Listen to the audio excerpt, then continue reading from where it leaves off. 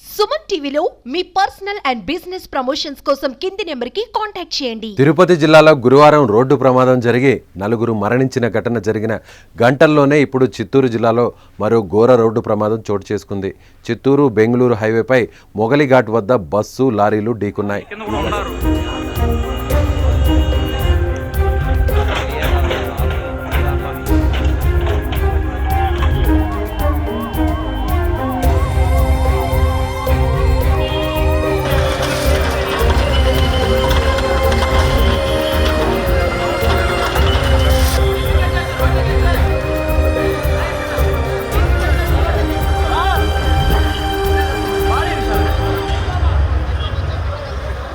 ఈ ఘటనలో 8 మంది మరణించారు, మరో 30 మంది గాయపడ్డారు. ముందుగా ఒక లారీని ఢీకొన్న బస్సు ఆ వెంటనే మరో లారీని ఢీకొట్టింది. ప్రమాదం జరిగిన వెంటనే పోలీసులు, స్థానికులు సహాయక చర్యలు చేపట్టారు. గాయపడిన వారిని చికిత్స కోసం హాస్పిటల్కు తరలించారు.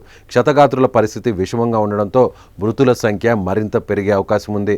ఘటనపై పోలీసులు కేసు నమోదు చేసి దర్యాప్తు చేస్తున్నారు.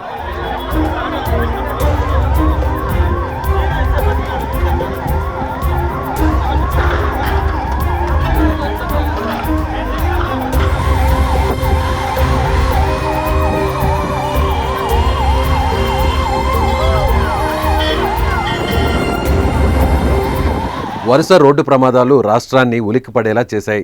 తూర్పుగోదావరి జిల్లాలో సెప్టెంబర్ 11న తెల్లవారుజామున ఘోర రోడ్డు ప్రమాదం చోటు చేసుకుంది. జీడిపిక్కల లోడుతో వెళ్తున్న మినీ లారీ బోల్తాపడి 7 ప్రాణాలు కోల్పోయారు, మరో 2 తీవ్రంగా గాయపడ్డారు. గురువారం కూడా తిరుపతి జిల్లాలో ఘోర ప్రమాదం జరిగింది.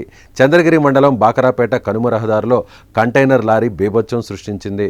కనుమదారులో వస్తున్న కారు, బైకును కంటైనర్ లారీ అదుపు తప్పి ఢీకొట్టింది.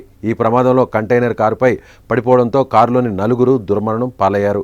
మరో 2 గాయాలు కాగా వారిని హాస్పిటల్కి తరలించి చికిత్స అందిస్తున్నారు. ఇంతలోనే చిత్తూరు జిల్లాలో జరిగిన రోడ్డు ప్రమాదం 8 మందిని బలి తీసుకోవడం తీవ్ర విషాదాన్ని నింపింది.